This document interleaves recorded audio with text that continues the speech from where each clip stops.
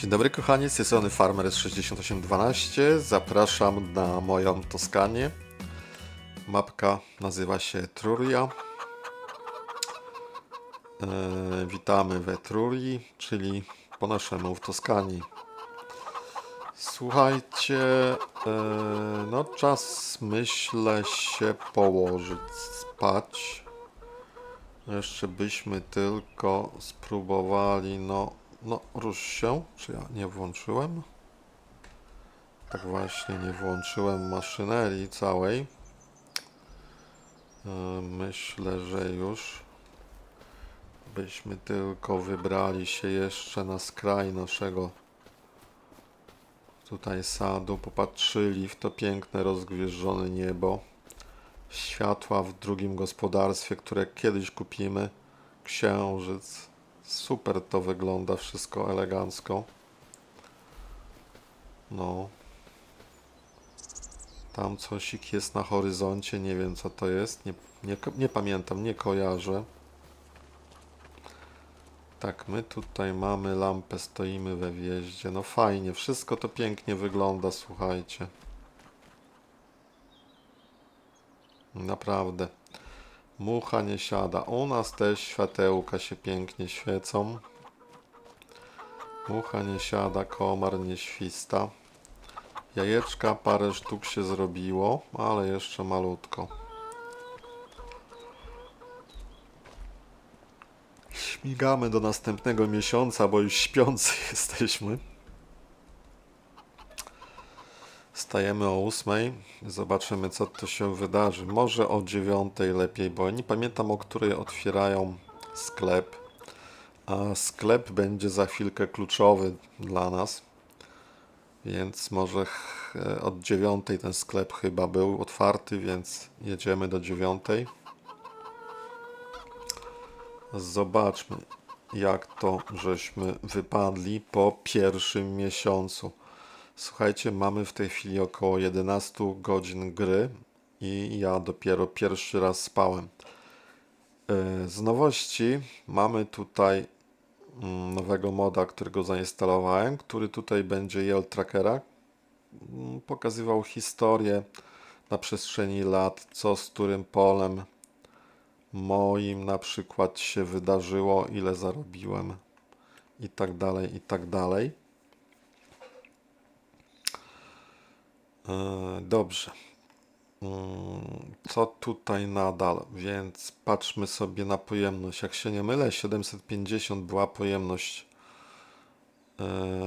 tego kurnika i obecnie przy ilości 25 kur 150 jest zjedzone. Będę estymował, że no jakieś 175 będzie przy pełnym tym, no, żeby było łatwiej, nawet 200, więc na jeden kwartał, na 3 miesiące pokarmu w kurniku powinno wystarczyć, czyli 4 razy 7, no 8 niech będzie, to potrzebuje niecałe 3,5 tony.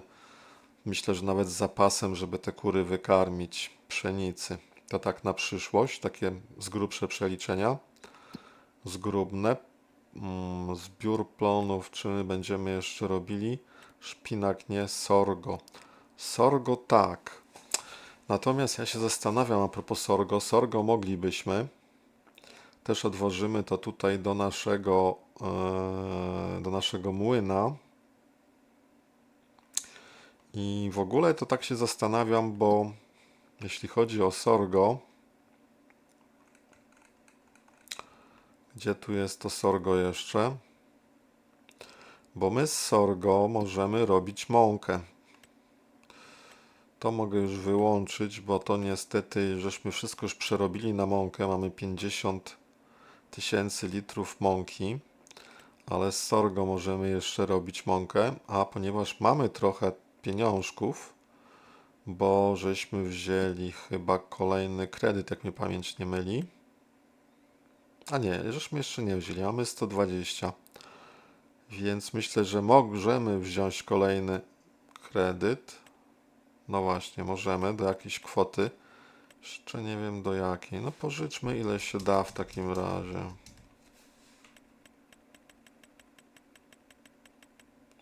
Zobaczmy, do jakiej kwoty będziemy mogli pożyczyć.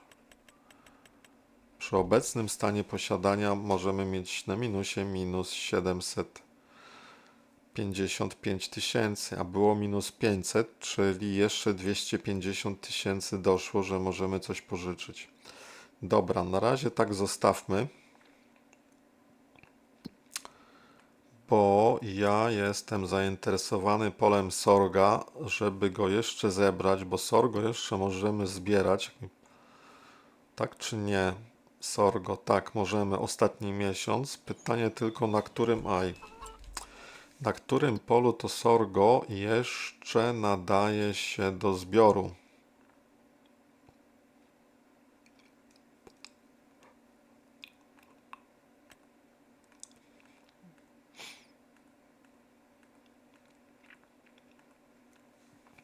No właśnie, mamy pole numer 42, pole numer 95 i małe pole numer 81 i to jest koniec sorgo. 42, 95, 81. Popatrzmy. 42. Czy to jest gotowe do zbioru? Odwiedź. O, to jest jeszcze gotowe do zbioru, to pole 42.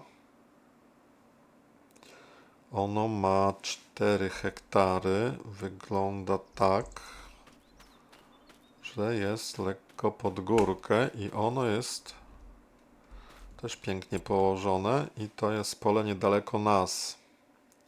42. Pole 4,2 hektara. 95. To jest za to 3 hektary tylko. A cena 206. Czy ja dobrze zaznaczyłem?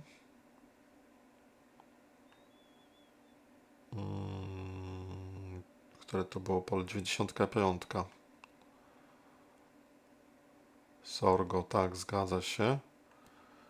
I cena tu jest 3 hektary za 66 za hektar i 206 to pole będzie kosztowało.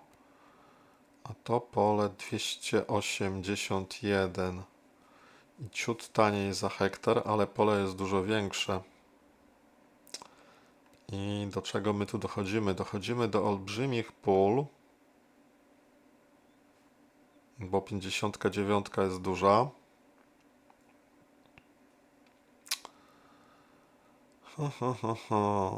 I 95 leży blisko naszego tutaj. Stąd będziemy kawałek jeździć. Słuchajcie, nie wiem, co mamy tutaj na zbiorze. 95 mamy na zbiorze sorgo. No to mam zagwozdkę, bo widzę, że gotowe do zbioru jest i jedno i drugie.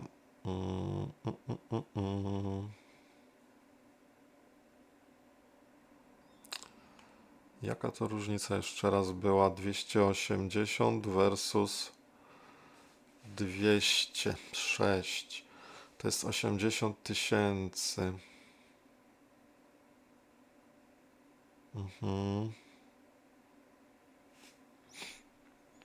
Słuchajcie, nie wiem, odwiedź. Zobaczmy, jaki tutaj jest potencjał planowania.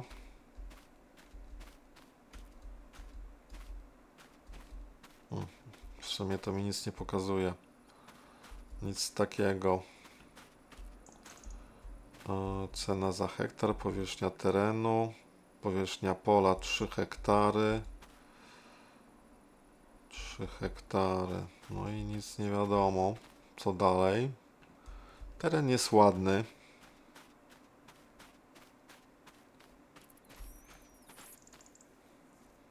Nie jest jakiś tragiczny pod kątem przewyższeń. Nie będzie tak ciężko. My tu mamy jeszcze 42, która ma pola już dużo więcej, bo 4 hektary. No i jest mocno tutaj nachylona. Nie będzie tutaj tak łatwo. Ale krajobraz tu jest boski, słuchajcie, na tym polu. Kurczę, czy wrzucić się na głęboką wodę i kupić to pole? Albo kupić tamto i zrobić jak to w farmingu, kupić, zebrać i sprzedać, nie? Za te same pieniądze. No nie wiem.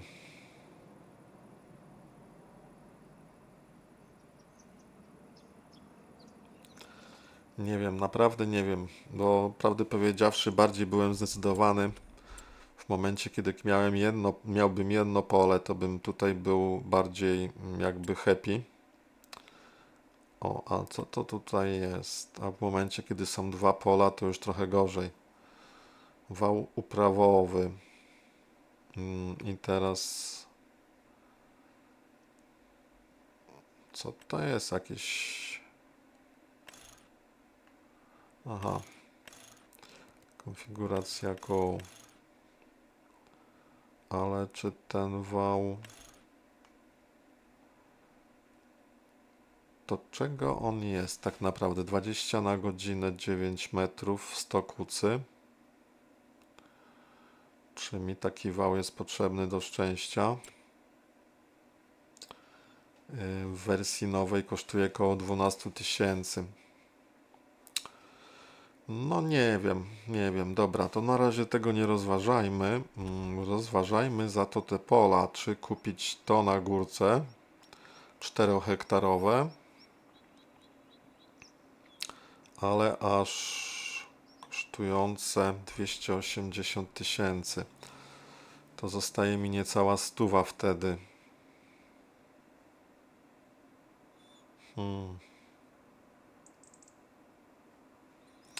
A jakbym kupił tamto, to mi zostanie troszkę więcej, bo to dla 170 000. Mógłbym stówę wtedy oddać z powrotem w sumie.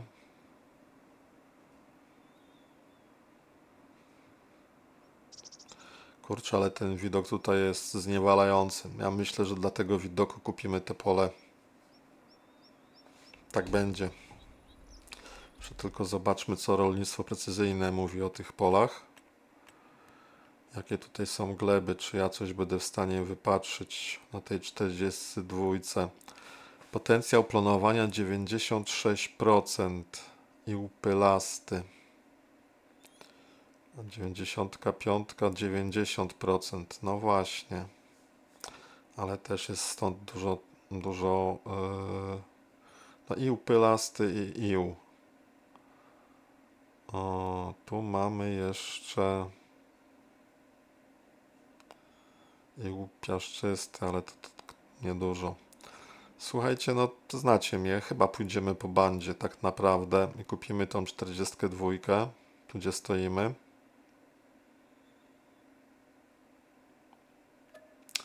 Tak, kupimy ten teren. Mamy 42, dobra. No to teraz kolejna zmiana. Słuchajcie, jak to mówią, nic w życiu nie jest tak pewne i tak zmienne jak sama zmiana. Zmiana to jest pewność. Wszystko się zmienia, więc my też się zmienimy. Mamy pole do zrobienia i mamy New Hollanda. I teraz wybaczcie mi, moi kochani, ale ten New Holland będzie podlegał właśnie wymianie. Czyli jedziemy do sklepu z New Hollandem, ale żeby się za dużo nie najeździć, to wykorzystamy oczywiście mechanikę. Wykorzystamy mechanikę i tutaj mamy New Hollanda, pojazdy, przyczepy, a to co to jest? To nie, jeszcze nie sprzedajemy. Jesteśmy blisko sprzedaży tego, ale jeszcze nie teraz. O, trzeba by tym spróbować chyba wyjechać z garażu.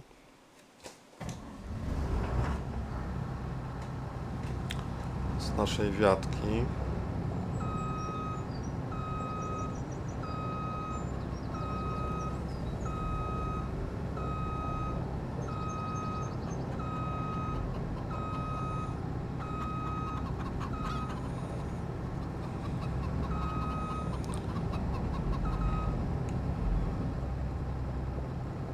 Dobra. Dalej się nie dało. Czy ja tutaj się złamię?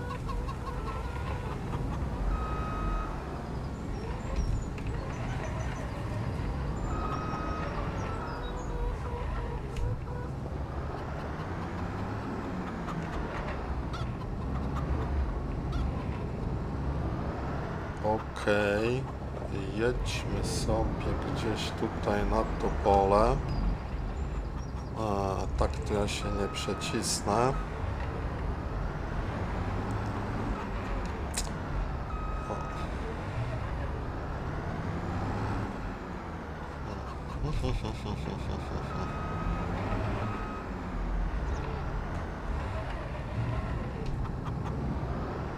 Dobra, zostawmy to. Zostawmy to, bo ja i tak chciałem zrobić taki manewr oczywiście. Przyczepy. Dlaczego tego wszystkiego tu nie widać?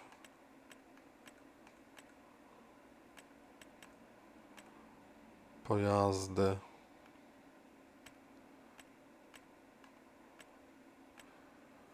Kombajny. Przyczepy, narzędzia, pracownicy, pojazdy. No wszystko jest włączone.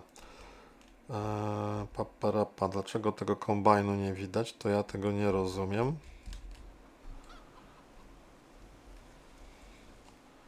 Ale plan jest taki,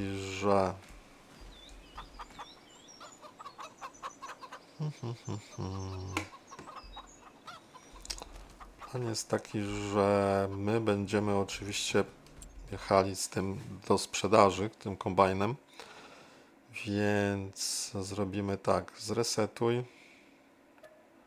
A żeby nie jechać do sklepu, to go sobie zresetujemy. Pytanie, czy my tu coś mamy teraz? Przyczepa, zresetuj. OK. I w tym miejscu zostało nam jeszcze header. Zresetuj. OK. Dobra, i wszystko jest w sklepie.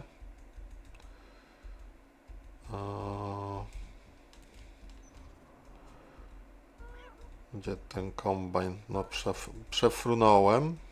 Jest. No to bierzemy, że tak powiem, to wszystko. I jedziemy do sklepu. Dlaczego do sklepu jedziemy? Z bardzo prostej przyczyny. My będziemy sprzedawać tego New Hollanda i kupujemy inny kombajn. Bo pamiętacie zapewne, startowy New Holland 32 miał 4-metrowy header. Ta 62 ma 5-metrowy header. Natomiast my teraz sobie będziemy chcieli kupić, chociaż ten żółty New Holland jest bardzo ładny, ale nam posłużył już 10 czy 12 godzin do tej pory na tej rozgrywce, więc wymienimy go na troszkę większy header, bo jeśli chodzi o pojemność, to chyba jest to samo. Tak coś mi się wydaje przynajmniej.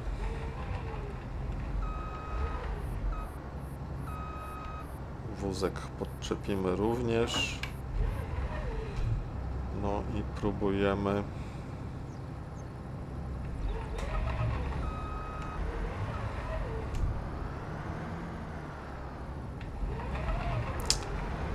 Próbujemy tutaj wjechać, żeby to całe towarzystwo opchnąć, ale skręt tego kombajnu nie jest wybitny, więc o właśnie, musieliśmy tak to zorganizować. I czy ja tutaj przejadę przez tą bramę? Nie przejadę, no nie szkodzi. Spróbujmy w takim razie najpierw opchnąć header. Może inaczej, ja nawet cofnę,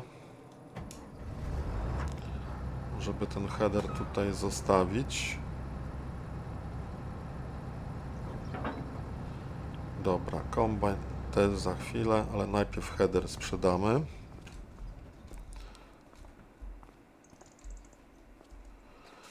Wszystko możemy sprzedać. No okej. Header. Modyfikuj. Mogę to zmodyfikować? Nie mogę, ale ten header, tak jak mówiłem, ma 5 metrów.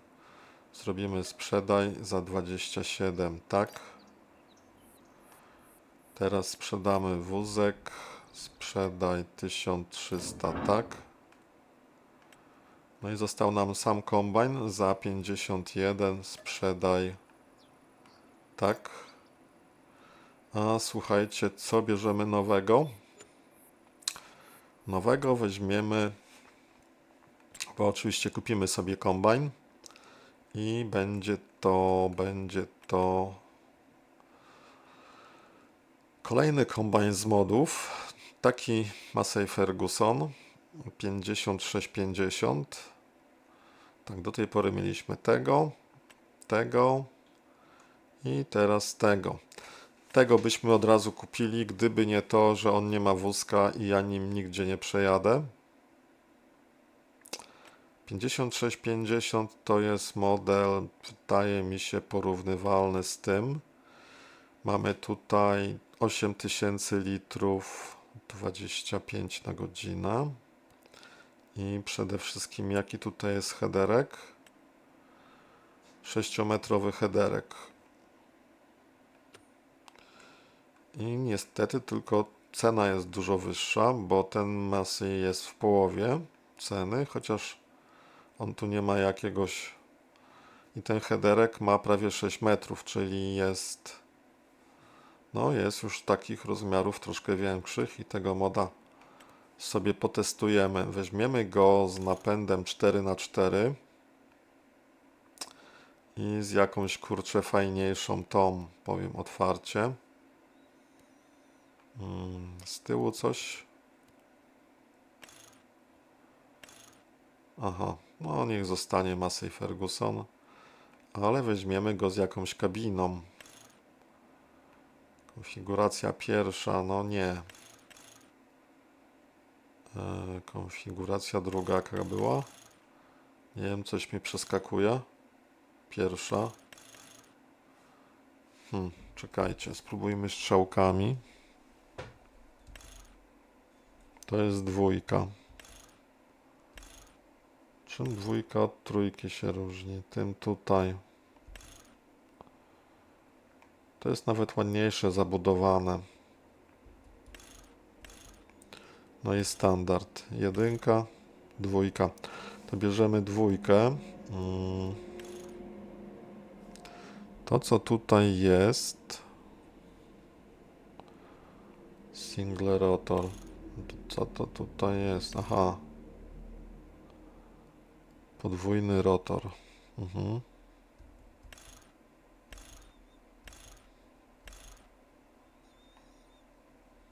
No dobrze. Światełka. No. Niech będą światełka. Podwójne. Rzadko używam, więc wydech. No wydech to mnie chromowany nie zależy. Szyby standard. Zaczepy. Gdzie on te zaczepy ma?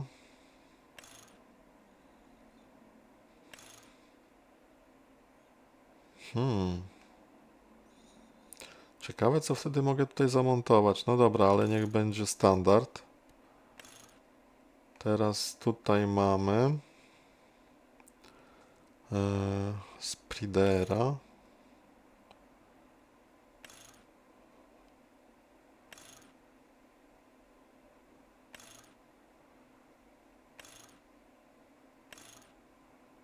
No ciekawe ma te opcje, nie wiem co wziąć.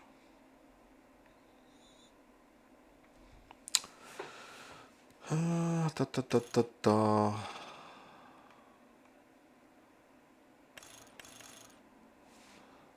Widzę, że mam double klika na myszce.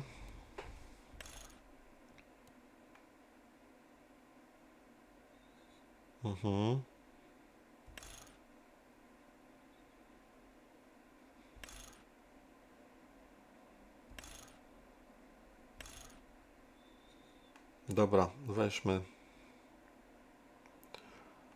Takie ustawienie. I teraz rura. Rura jest moim zdaniem za nisko. I ta wersja z wysoką rurą, która nie jest wyższa od kombajnu, ale jest wysoko, jakoś mi się bardziej podoba. Kolor felg.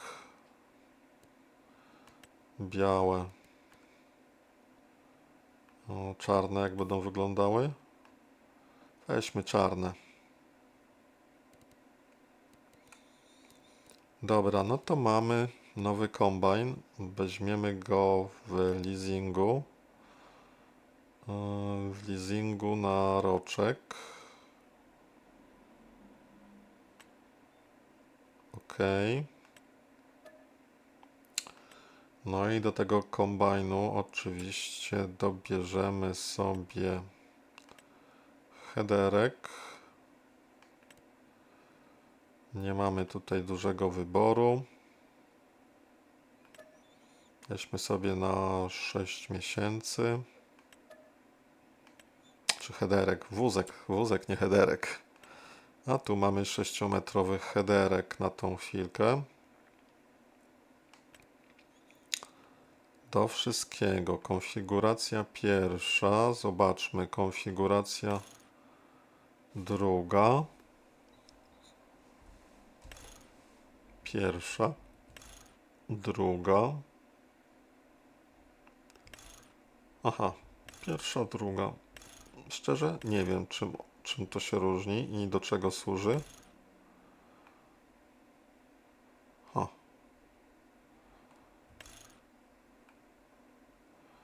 400 dokładam do tego interesu i mam coś takiego. Nie czuję tej różnicy. Nie czuję tej różnicy, wierzcie mi. Dobra, dołożę te 400. Może ten, że tak powiem, nie będzie tak błyszczał w słońcu, nie wiem. Niech będzie. Też go sobie sfinansujemy w okresie rocznym, załóżmy.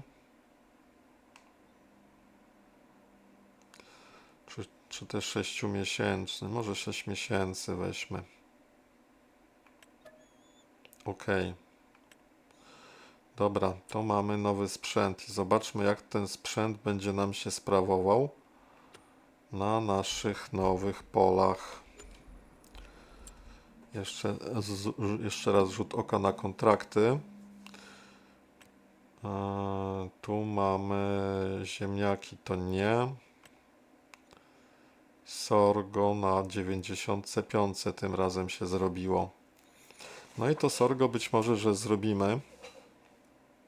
Albo spróbujemy. Nie wiem tylko, czy odwiezienie tego do młyna będzie możliwe. I szpinak, broń Boże. Mamy jeszcze siano, kosy i zasiewy. I mamy tutaj duży siewnik. I te zasiewy moglibyśmy sobie przedmioty zrobić. To pole jest relatywnie chyba 35. Gdzie jest 35?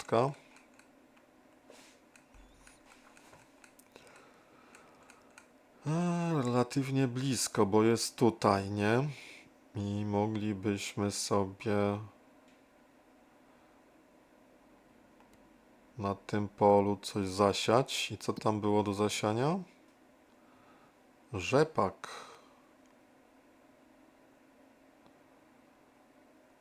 Na polu 35. A co tam jest teraz? Odwiedź. No nie wierzę. Tutaj soja rośnie na 35.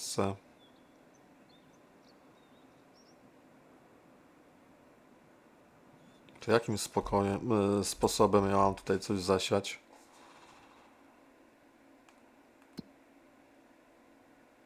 O, nie wiem, czy to nie jest jakieś, słuchajcie, jakieś oszustwo z tym zasiewem. Dajcie znać, co myślicie. Coś mi tutaj nie pasi. Ja na razie będę trzymał się swojego planu, więc jadę zrobić swoje rzeczy, czy też pożyczyć przedmioty i zrobić jeszcze 95. Wygląda, że bardzo podobny tutaj. Może najpierw zmontujemy nasz sprzęt, żeby się zupełnie nie pomylić. Tak, więc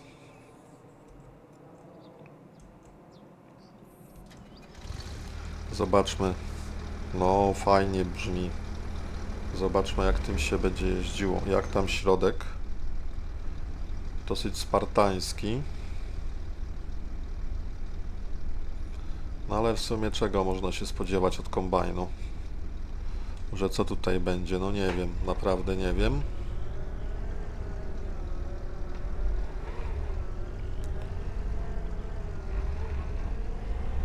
No daje radę. Dobra, to jednak zmienimy widok. A jak lusterka? Boję się jechać na tych lusterkach, bo... O, tutaj już widać, a tutaj nie wiem, nic nie widzę w tym prawym lusterku. No i to jest właśnie to.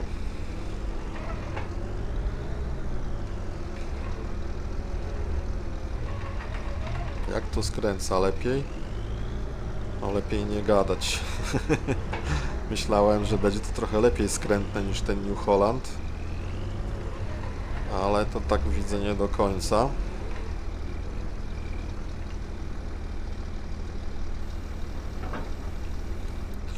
Tak się prezentuje nasz kombajn w pełnej krasie.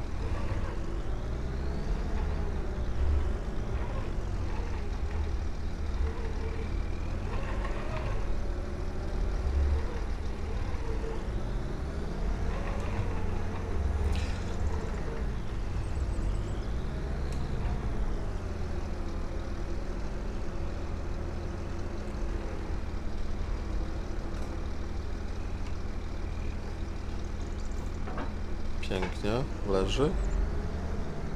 No nie wiem, nie było takiego zawsze jak rzucam header, to on tak potem się jakby poprawiał na tym wózku. Tutaj tego nie było, ale mam nadzieję, że wszystko jest w porządku.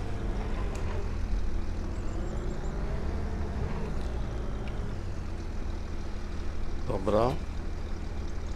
Podłączony. I tutaj widać tą ośkę dobrze, nie? Jak to do czego podłączyć.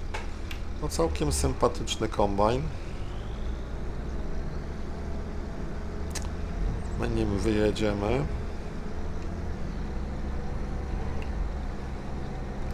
Wydaje mi się, że on jest ciut szybszy niż tamten, bo aż 35. Dobra, tutaj utkniemy chwilowo. Przepraszam. I weźmiemy zlecenie na pole numer 95. Pytanie tylko... I nie będziemy pożyczać przedmiotów, pojedziemy naszymi. Pytanie tylko, czy on się da wykonać.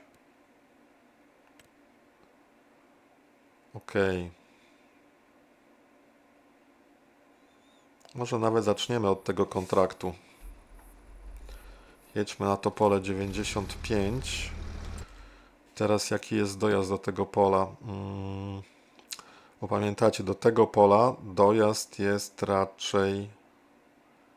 raczej tędy.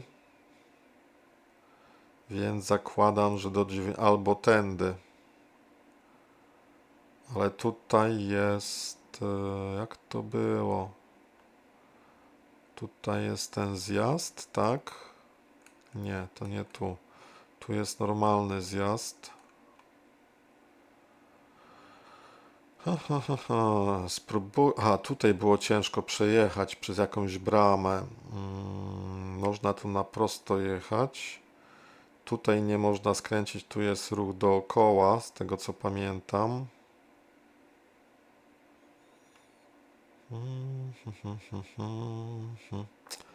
Może lepiej jechać jednak...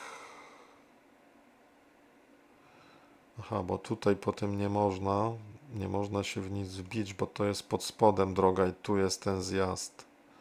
A tu pod spodem jest trudno przejechać, Więc lepiej od tej strony wjechać na to pole. Dobra, już mam trasę opanowaną, jedziemy w prawo.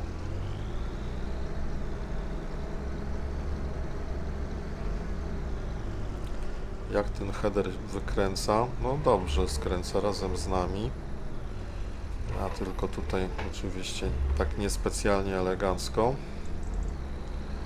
to zrobiłem, ale ok. No na pasie ruchu ten kombajn się mieści. I mamy też ten rozwój, nie? Od 4 metrów do obecnych 6. Tniemy.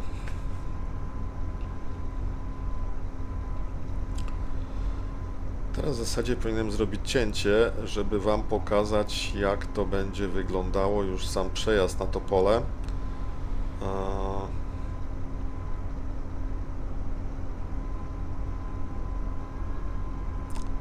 Czy my się zmęczymy tą trasą? Na tej mapie, słuchajcie, trzeba już faktycznie pojeździć, zobaczyć, gdzie się zmieścimy, gdzie się nie zmieścimy, bo ewidentnie tutaj są takie, tak są te drogi zrobione, że są jakieś przeszkadzajki i to już nie jeden youtuber, który tutaj kręcił na tej mapie, się o tym przekonał, słuchajcie.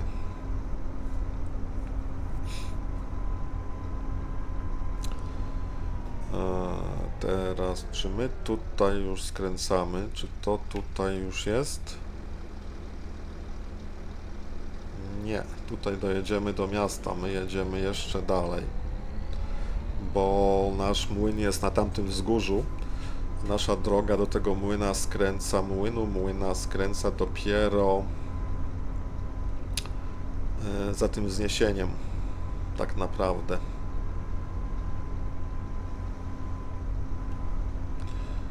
Bardzo dużo tutaj zależy od pamięci gracza, kierowcy, którędy może przejechać, którędy nie może przejechać. Jeszcze teraz to nie wiem jak szerokością tego kombajnu, czy on tam by się zmieścił. Nie wiem tylko, czy chcę ryzykować, bo bardzo mi się niewygodnie cofa tymi kombajnami. Więc na tą chwilę nie chcę ryzykować, pojadę po prostu moją utartą ścieżką. Jest tylko tutaj jeden myk, czy ja się zmieszczę na tym mostku po lewej, bo zaraz zjedziemy z tej drogi w lewo, z tego od asfaltu. I to jest ten skręt właśnie. Będzie tutaj po spokojnie, wolno, pomalutku. Dobrze poszło, myślę. Nie widziałem, nie słyszałem, żebyśmy zaczepili. Więc myślę, że jest fajnie.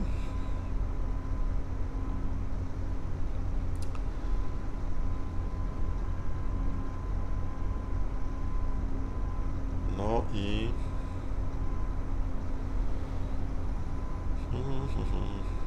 No i mamy ten mostek, o którym mówiłem. Czy ja tutaj nie jestem za szeroki do tego mostka? Zrobimy najazd, puścimy czerwonego. Chyba przegiąłem z tym najazdem. Aha.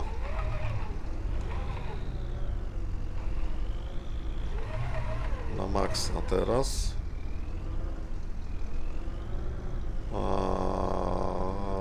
Ale dałem ciała, ale nie widzę tego lepiej.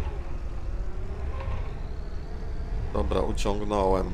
Z trudem, ale uciągnąłem. Nie wiem, czy mostek zniszczyłem. Mam nadzieję, że nie. Dobra, stop orkiestra. Teraz lewo czy prawo?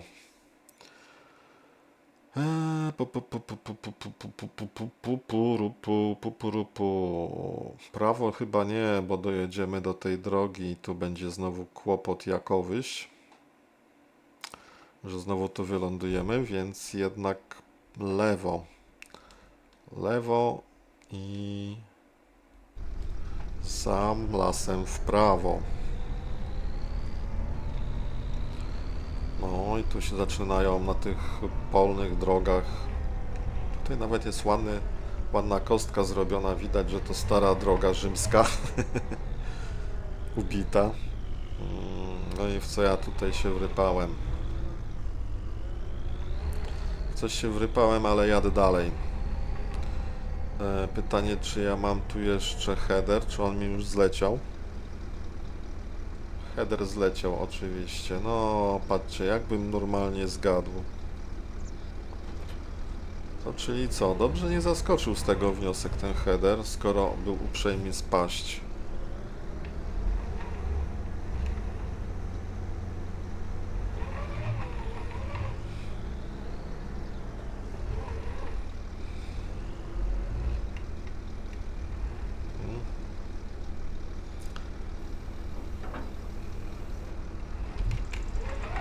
Dobra, kręcimy w drugą i miejmy nadzieję, że tym razem lepiej go tutaj ustawimy.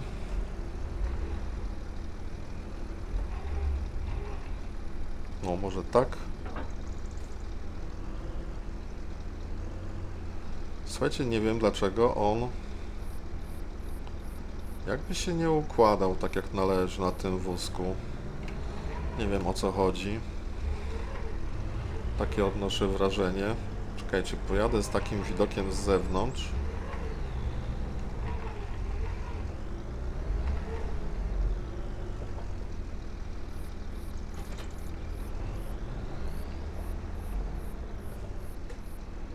Cofaj, cofaj.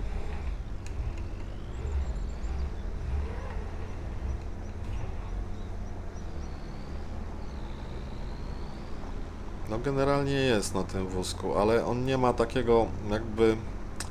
Wiecie, jak kładziemy header na wózek, to jest takie, że one się poprawiają na tym wózku, tak jakby są na ten wózek zassane, nie wiem, zaczepione, nie? Natomiast tutaj on wszedł i jest. I teraz to w sumie dobrze, nie? Bo dlaczego miałby tak skakać? W naturze nic tak nie skacze, natomiast tak to tyle jest niepokojące, że nie wiadomo co się, czy to kwestia tego modu, może ja wolniej pojadę, czy jakiś inny problem. Właśnie znowu mi header zleci, będę tak źle orkiestra.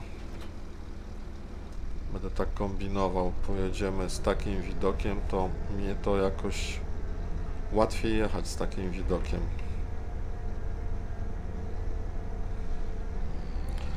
Trochę dalej od tych drzew, bo tutaj mamy trochę tej miedzy dużo, między drogą a polem po lewej. I teraz pytanie, gdzie tutaj jest wjazd na to pole, bo na pewno nie tu.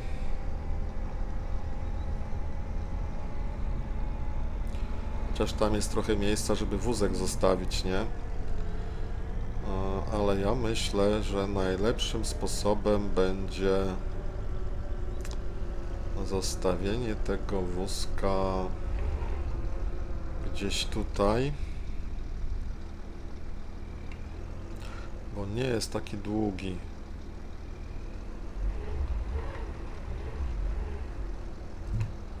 Aha, już widzę, że źle podjechałem.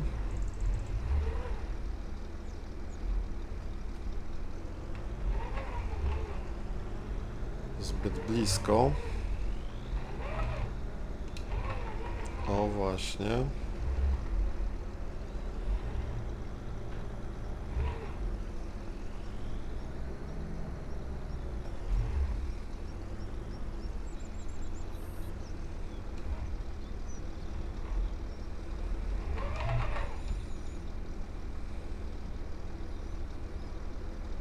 Dobra.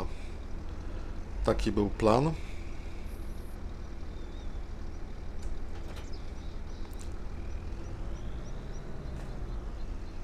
No i teraz w najgorszym wypadku trochę pojedziemy po tym polu sąsiada, ale to jest najgorszy przypadek, bo wydaje mi się, że w lepszym, zobaczcie, damy radę tutaj zakręcić. I to całkiem, no coś się przesuwa. Całkiem zgrabnie. Przesuńmy trochę ten wózek. Nie. Może lepiej go było nie ruszać, bo on tutaj teraz to nam na pewno niestety, ale już wylądował na polu sąsiada. No dobra. To tak niestety taki urok tego farminga, że coś tutaj czasem się zadzieje. No i co my tu możemy zrobić? My tu możemy zrobić opuść, Aha, może jeszcze rozłóż? Co ten kombajn może zadziałać? Zobaczmy. Po pierwsze tak, jest rozłóż. Nie ma rozłóż. Ten kombajn się nie rozkłada. Zobaczmy, jak się rura rozkłada po lewej stronie. Po prostu idzie w lewo. Dobra, tnij słomę na sieczkę. Tak właśnie rób. Słoma na pokos. Nie, słoma na sieczkę. Wydaje mi się, że z soi nie można robić. No dobra, zobaczymy. I tutaj nic się nie dzieje, poza tym, że się opuszcza header. Włącza maszynę. I zobaczmy, co tutaj się wydarzy. A dobra. Zbieramy, ok.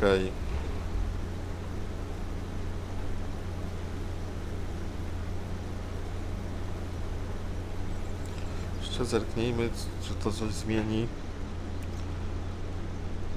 Słoma dla tej jest niedostępna. A, widzicie, takie cwane. Se tu mogę naklikać, a to i tak nam nic nie daje. Dobra, tutaj puścimy, słuchajcie, parobka. Niech popracuje.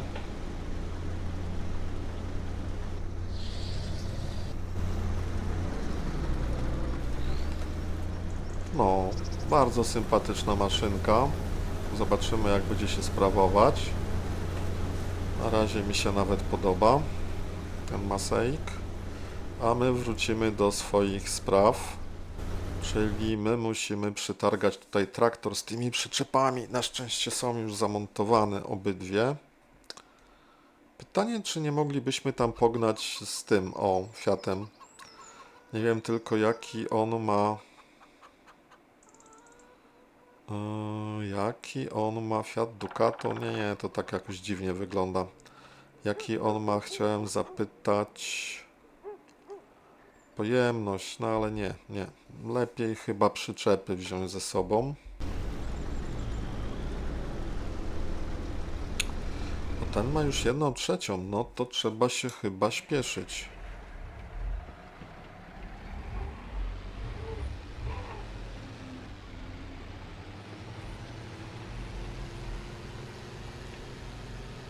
Nawet na pewno trzeba się śpieszyć.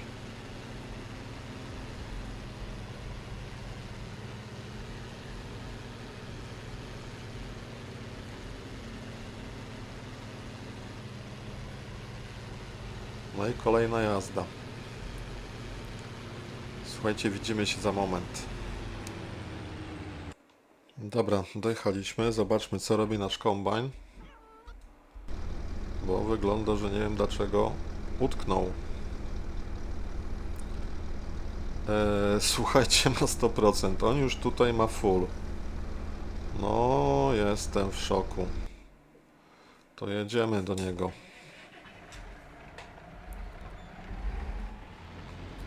Szybko nazbierał ten cały zbiorniczek. Czyżby on miał taki mały zbiorniczek? Jestem trochę zdziwiony.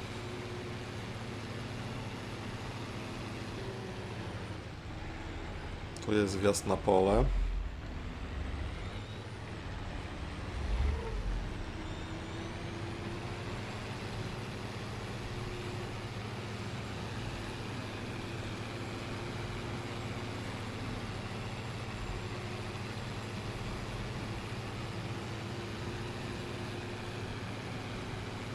Tak będę go ganiał dookoła. Nie wiem, gdzie on tutaj utknął. Tutaj gdzieś jest. O, tam, na tym wzgórku. To pole też jest bardzo ładne, tylko jest jednak... O. Powolutku, bo wyrypiemy w krzaczory. To jest jednak troszkę mniejsze i z mniejszym potencjałem planowania. Pytanie, czy my tutaj będziemy w stanie podjechać do niego, obok tych brzus. No szczęśliwie chyba tak. Jak tam sypiemy? Sypiemy.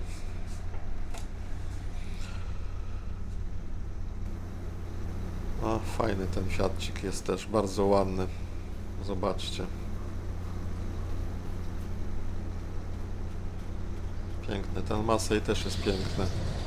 I ta pani w środku też jest piękna.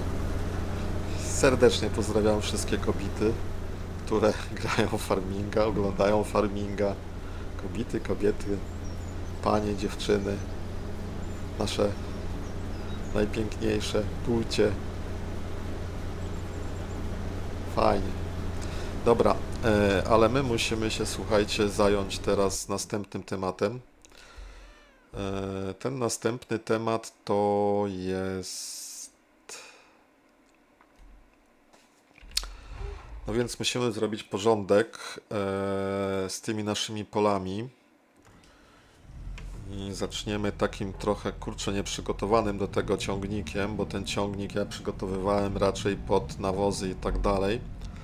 No ale skoro tamten tam pojechał, może niesłusznie, to spróbujmy, na ile tutaj te maszyny, które nam zostawili, do czegoś się nadają. Więc weźmiemy sobie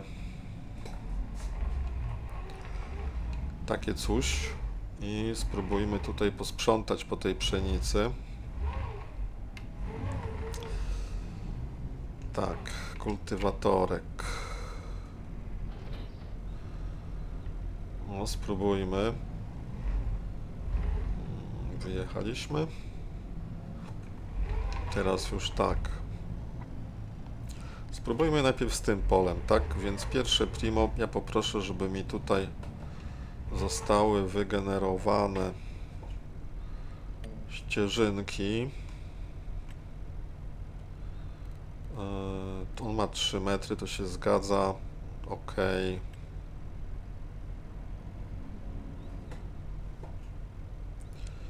No i tu będzie pierwsza. No w porządku, niech będzie. Nie wiem, czy ja tylko obciążnika nie potrzebuję.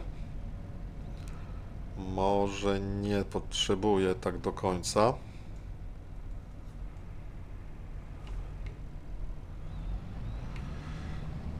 Z jaką tu prędkością pojedziemy? 15 na godzinę.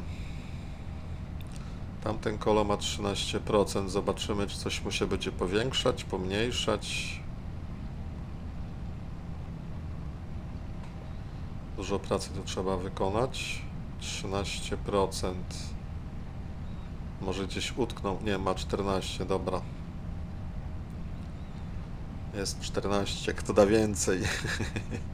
Czy zobaczę 15? Okej. Powiem tak, ja już widzę, nie wiem jak wy, ale ja już widzę, że ten kultywator jest ok, ale on jest odrobinkę za wąski, za mały. Będę miał tutaj spory problem.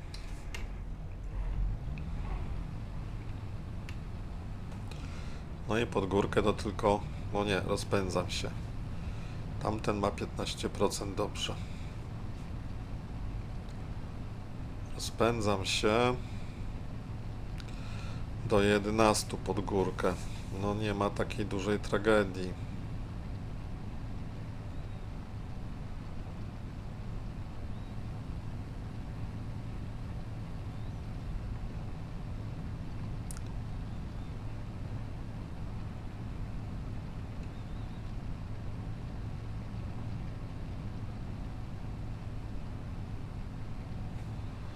No troszkę tutaj pojeździmy. Pytanie, czy jakieś większe maszyny by tutaj nie zdały egzaminu.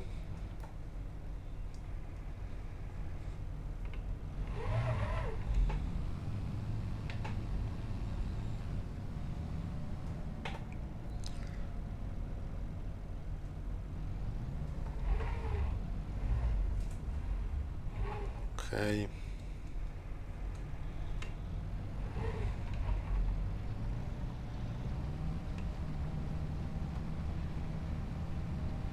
17%, kolo pracuje.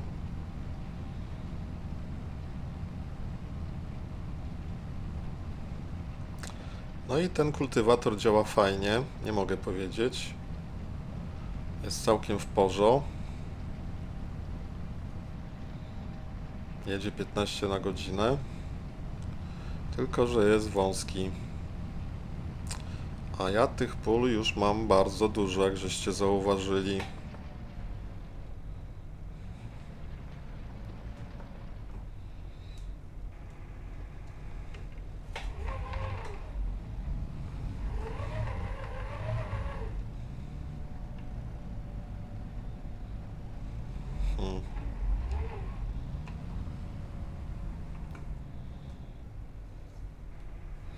Tutaj na szczęście przychodzi mi z odsiecią GPS, tak, że ja wiem jak tutaj tym kultywatorem jeździć jeden przy drugim. Miejmy nadzieję, że tutaj wszystko się dobrze dzieje, że to się ładnie kultywuje. Dobra, ale ja myślę, że my pójdziemy w innym kierunku, bo chciałem zobaczyć, jak tym się kultywuje i kultywuje się wolno, naprawdę wolno. Będzie to szło. Więc kultywator chwilowo odłożymy, a zajmiemy się wapnem, wapnowaniem tych gleb. Bo dlaczego tutaj sprawdzam, jak to idzie? No idzie fajnie, tylko to będzie długa przede mną praca, żeby te wszystkie pola zrobić 3-metrowym sprzętem. Więc na tą chwilkę my go odłożymy, a zajmiemy się wapnowaniem, a potem ewentualnie zastanowimy się, czy jakiś sprzęt do kultywowania, do bronowania, nie wiem, by się nadał lepiej, nie?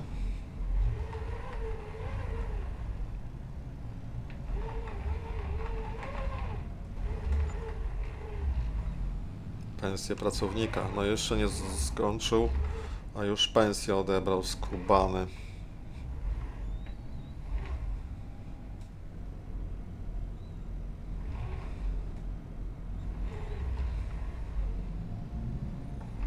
Te 3 metry tutaj to jest na styk, tak mam być szczery. Dobra.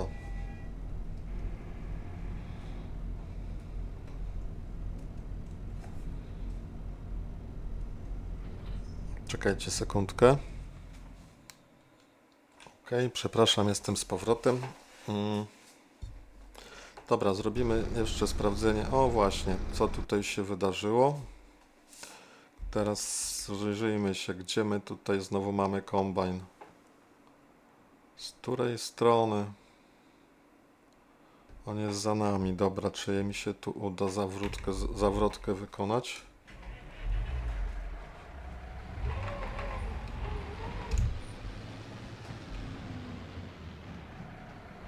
No, trochę po nie swoim, ale przejechałem. Po swoim to tak bym gładko nie jechał.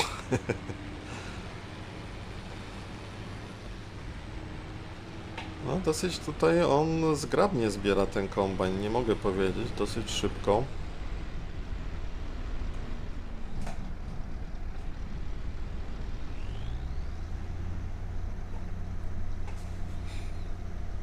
No i ile my tego wsypiemy?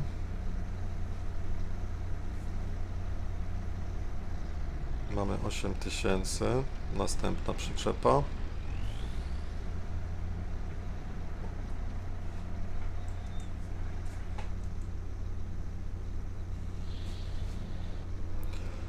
Dobra, mamy 10 000. Dobra, przygotujmy się w tak... Nie, te guziczek, chciałem tutaj tabulator. Przygotujmy się w takim razie na rozrzucanie wapna. Tym tutaj oto urządzeniem. I tutaj mamy rozrzutnik, jakby ktoś nie wiedział, zakonspirowany. Osobiście go kupiliśmy. Bodajże w pierwszym odcinku. Czy ja tu się zmieszczę? Noszę wrażenie, że tutaj jest tak samo ciasno jak na tych drogach. Dobra. Się było, wzięło i zapło. Jedziemy zapakować woreczek. Fajnie by było, wydaje mi się, wziąć jakiś obciążnik w postaci woreczka, więc teraz tak, gdzie tutaj stoi?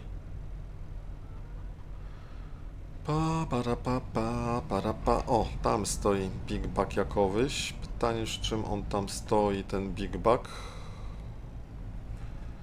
To będą chyba... najpierw to podłączymy. A ten worek chyba nam niepotrzebny. Dobra, nie wiem, z czym on stoi, ale my go nie chcemy.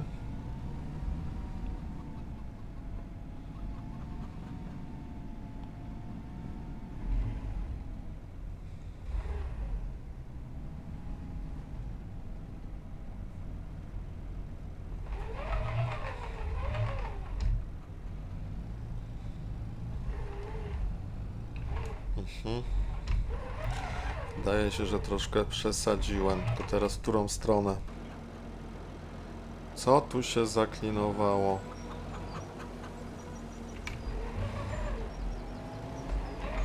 No nie wiem właściwie, co się zaklinowało. Bo tak dosyć gładko wyjechałem, bez większego problemu. Sarenka, uciekaj, bo teraz będziemy rzucać wapnem.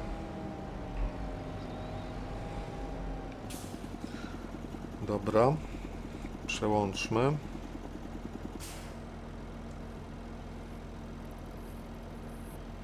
Ile tu tego wapna wejdzie? Popatrzmy.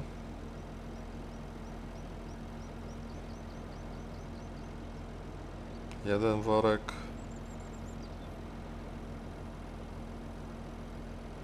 Drugi worek. No i weźmiemy obciążnik.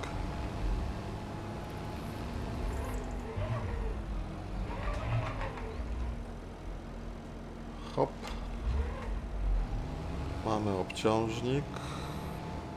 Poprosimy o wygenerowanie nam tras. A, i jeszcze jedna rzecz. Czy ten kombajn miał czujniki możliwe do założenia? Wróćmy na chwilę na górę. Kombajn, nie kombajn, tylko traktor. Stańmy przed naszą skrzyneczką i sprawdźmy, czy tutaj możemy Izarię zamontować.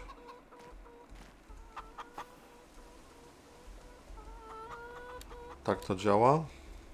Jak to działa?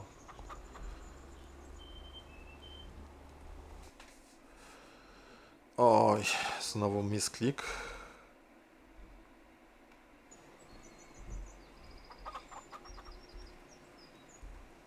Dobra, to teraz tak.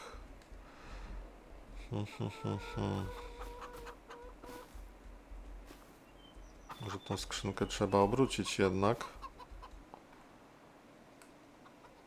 O, przodem do nas. Tak, i teraz otwórz jest menu pojazdu. O, tak niech tu bliżej stoi. No, dobra. I tu chcieliśmy. Modyfikuj. I tutaj, słuchajcie, nie mam tego. Jednak nie mam Izarii. No to niedobrze, powiem otwarcie. Jak również jej tu z przodu nie podłączę w żadnym wypadku. Więc ten Hurliman troszkę taki bardziej staroświecki. To już teraz wiem, o co kamam. Nie będzie czujników. Nie będzie czujników po prostu. No i tyle. Co my tu możemy zrobić? Włącz rozrzutnik i to jest tyle. No to tak zróbmy.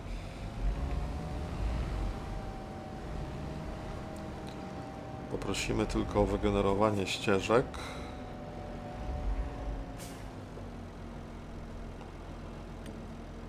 GPS. Dezaktywacja tempomatu, wyświetlane linie. I tu będzie automatycznie OK. Więc pierwszą tutaj jazdę wykonamy dookoła. O kurczę, ale rzucamy.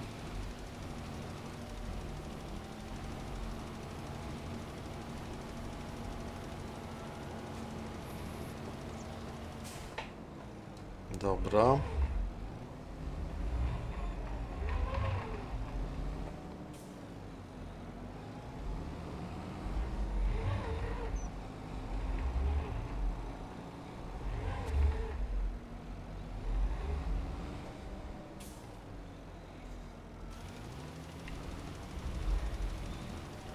Topniemy teraz na dół.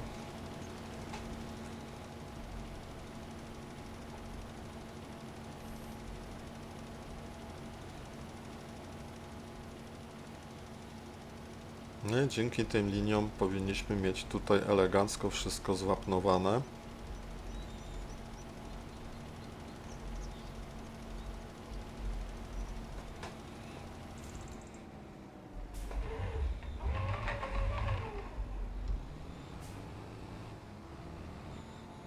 No tego wapna to na pewno nam zabraknie na wszystkie nasze działki, to jestem o tym przekonany. Podejrzewam, że też tutaj nie doleci tak jakbym chciał daleko. Przecież doleci, no spróbujmy. O właśnie. Hop. No i to gdzieś tutaj leci po bandzie, w sensie pomiędzy. Ale bardzo szybko to wapno schodzi, bardzo szybko. Teraz czerpiemy chyba z woreczka wapno, bo tutaj już nie mamy.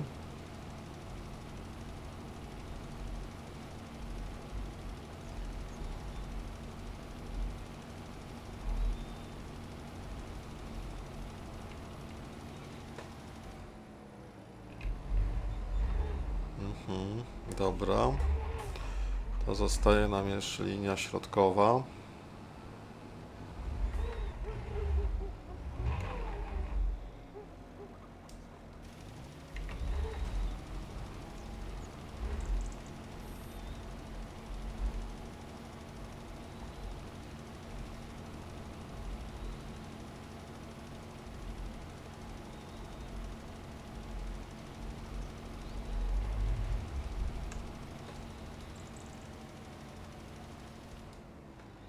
No zobaczmy, jak to wyszło teraz z tym wapnowaniem.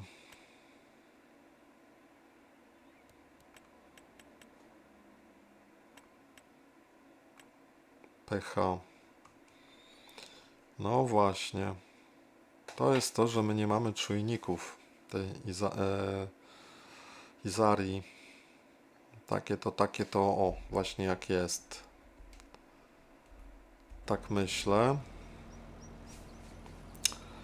To potrzebujemy jakąś maszynkę z tymi czujnikami.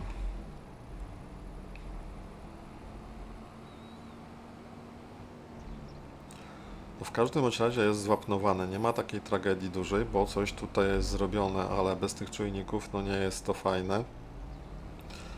I chyba znowu trzeba odebrać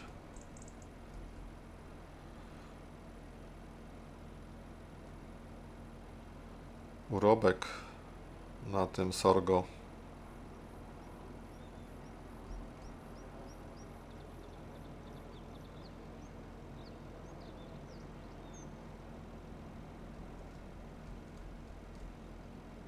Więcej już nie weźmiemy.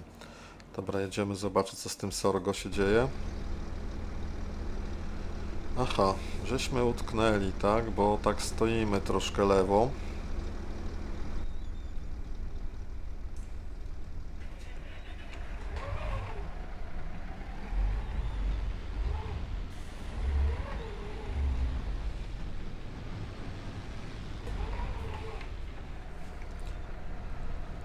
Jezu, jak on się dziwnie kręci tym kombajnem.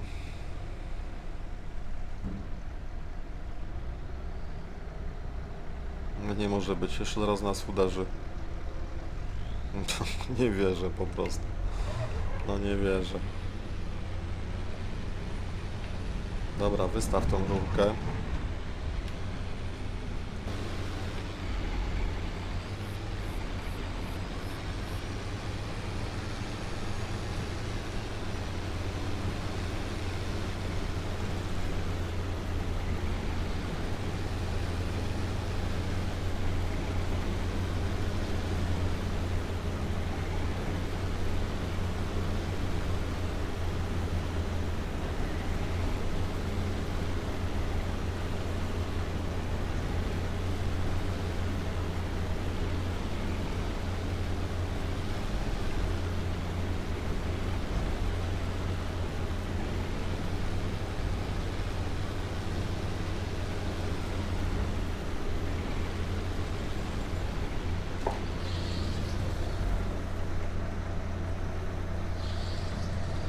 No dobra, mamy stówkę, jedziemy się wysypać.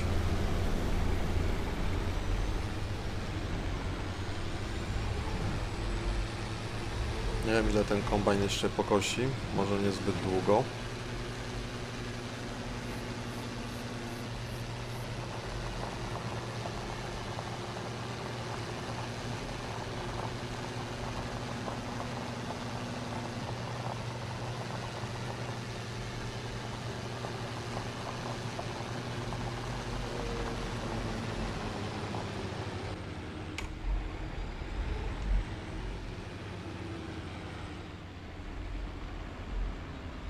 Dobra, tutaj jest nasze pole, więc teoretycznie możemy odłączyć ostatnią przyczepę.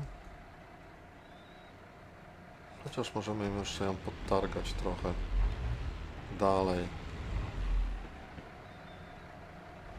Dobra, jedziemy do górki.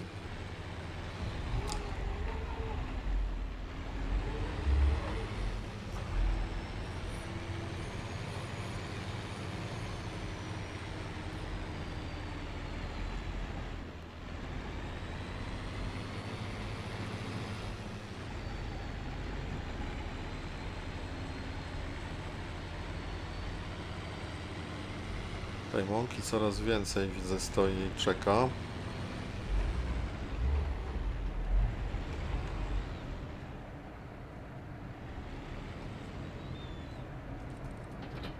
Dobra.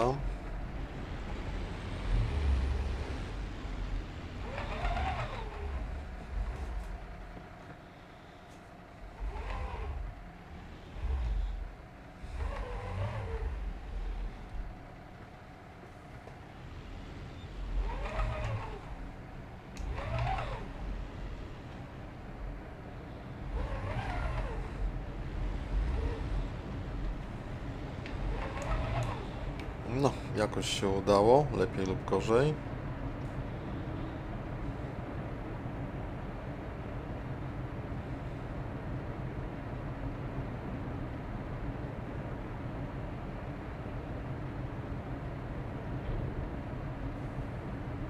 Okej. Przewieziono 19%, to 5 takich przyczep będzie.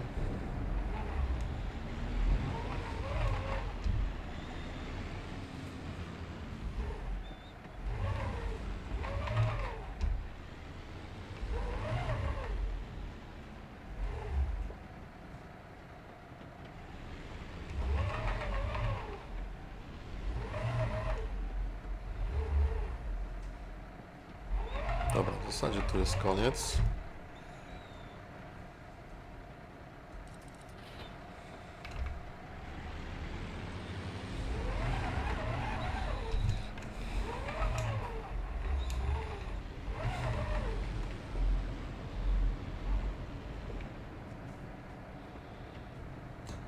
Hop.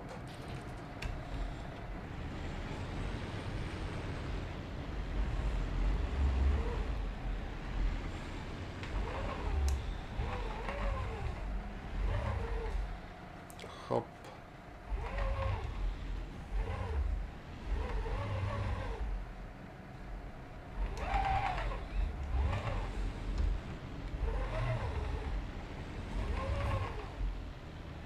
Prawie pełny zbiornik. Dobra, no zaraz podjadę.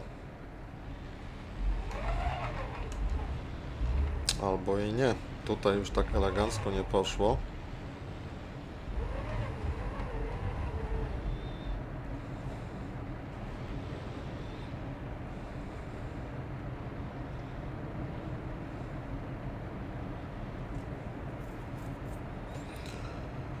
No, zobaczymy ile tym razem przewieziono. Będzie 36%, 39% nawet, super.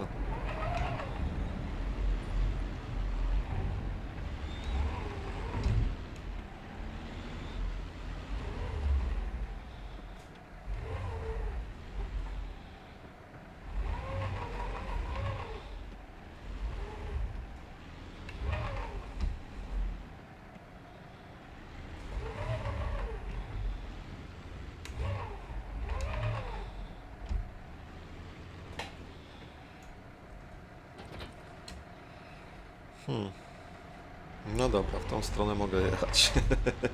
Już myślałem, że tutaj za bardzo pod drzewo podjechałem. Dobrze. Słuchajcie, moi kochani, ten odcinek będzie wyjątkowo krótszy. Więc nowe pole, no pole z Sorgo czeka na pracę, ale najpierw tutaj skończymy. Czy kupimy jakieś nowe maszyny? Dajcie znać, jakie maszyny by wypadało kupić nie za drogie, fajne, ale z jakimś większym zasięgiem, bo tych pól mamy naprawdę do skultywowania bardzo dużo i takie maszyny by się przydały, nawet być może jakby były taniej, to ze dwie. I teraz gdzie on na mnie czeka, bo bym tu może wjechał. Gdzie ten kombajn? Jak pragnę wolnej z soboty.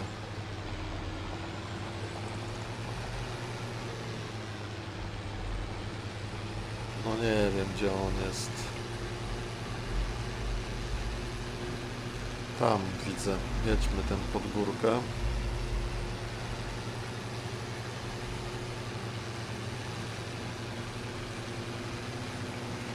I oczywiście ma po lewej.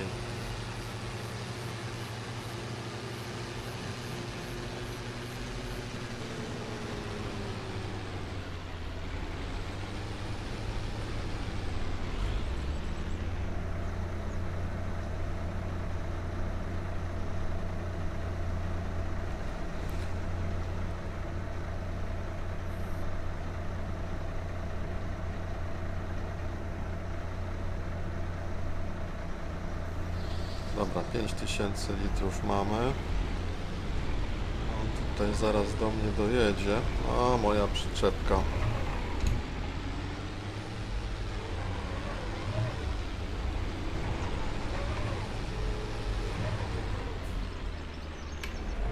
Może stajmy gdzieś z daleka, żeby mu w ogóle tego nie zasłaniać pola. Spodziewam się, że tu będzie w sam raz. Będziemy go mieli na widoku przy okazji, gdzie on jest. Bo prawie całe pole widać. Dobra, jeszcze zanim Was pożegnam, to zerknijmy, słuchajcie, na te kultywatory, bo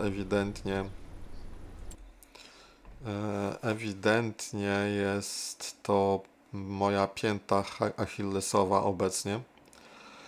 Nie wiem, co powinienem kupić. Kultywatory głębosze nie, talerzówki 4,5, 3, Diablo jest ciekawe, 8 metrów. Czy ono mi pozwoli 18? Czy ono mi pozwoli zrobić 180? To na styk. 43 tysiące 8 metrów. Czy talerzówka załatwi mi to ściernisko, czy muszę mieć kultywator? 8 metrów.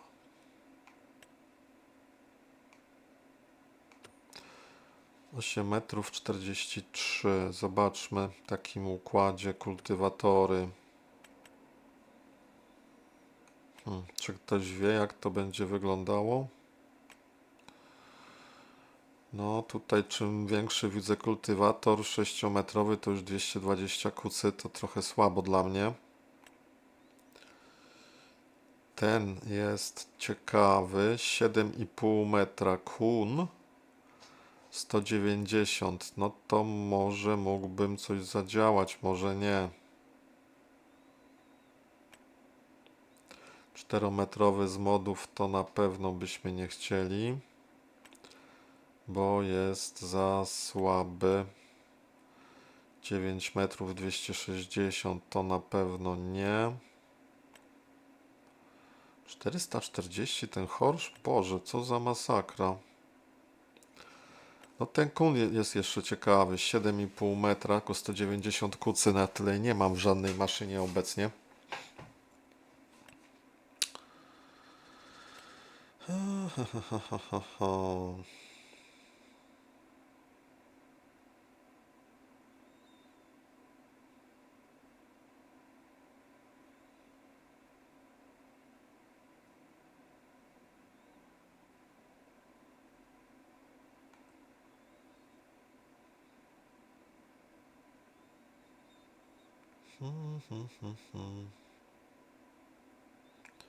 Siedem i pół metra i mam pewność, że nim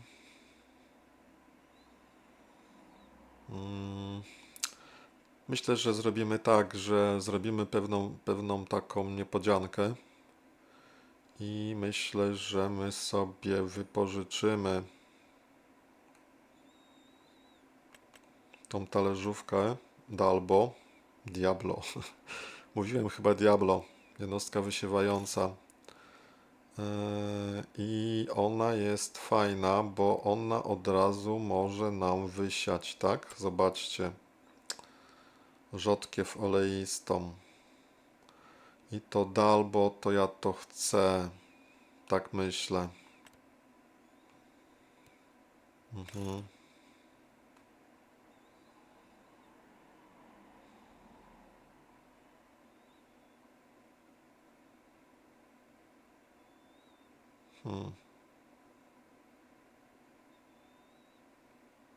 Nie wiem, jak to się rozkłada, że to tak pokręcone jest.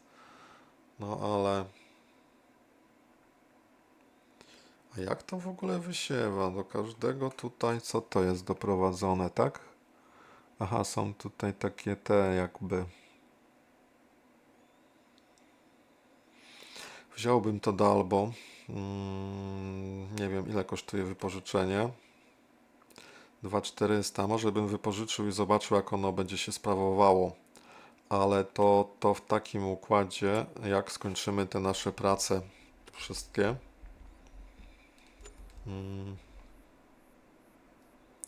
A przynajmniej ten znowu ma pełny zbiornik. No jestem w szoku, jak to tutaj szybko się zapełnia ten zbiornik.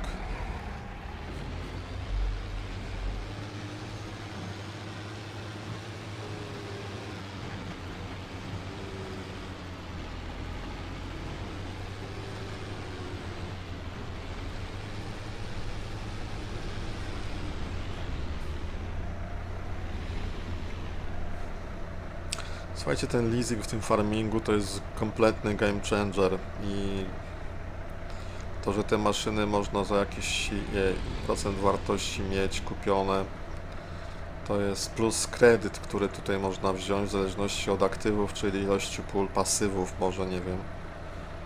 To jest zupełny game changer, naprawdę. Gdzie on poleciał z tym kombajnem? Co za jało, jak pragnę wolnej soboty.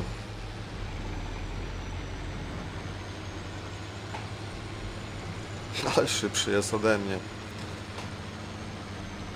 Okej, kochani, to na dziś będzie tyle. Godzina 24. Uważam, że to jest dobry czas, żeby powoli zakończyć. Myślę, że w następnym odcinku skończymy tutaj, skończymy to pole i będziemy mogli zrobić właśnie zakup. Czy tutaj coś teraz się pokazuje ciekawego? Które to pole robimy w ogóle? 95. Zobaczmy, czy coś tutaj jest na polu 95.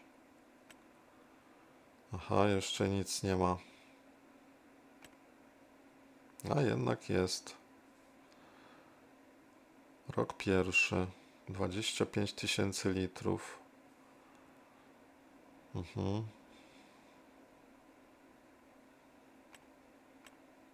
Aha, bo to tutaj jakby nie pokazuje, co było, tylko mam zgadnąć? Really? No to pole numer 1 na przykład moje. Nie pokazuje, bo mod wtedy jeszcze nie działał. On tego znikąd nie wydobędzie. Dobrze, kochani, to na dzisiaj będzie tyle. Dziękuję bardzo za oglądanie. Jeśli komuś się podoba, to zapraszam do łapkowania. Jeśli się nie podoba, to trudno. Życzę mu dużo zdrówka w każdym bądź razie, tak czy inaczej. Trzymajcie się, do zobaczenia, usłyszenia. Jeśli macie jakieś pomysły na co dalej, to dajcie znać. Widzę, że ten cały pasek to przypadnie mi, widzę, w udziale do skoszenia, bo pasek jest duży i nie wypadałoby go tak zostawić, nie? Bo widzę, że kombajn go, mówiąc brzydko, olał. Dobra, dużo zdrówka jeszcze raz dla Was. Trzymajcie się. Cześć.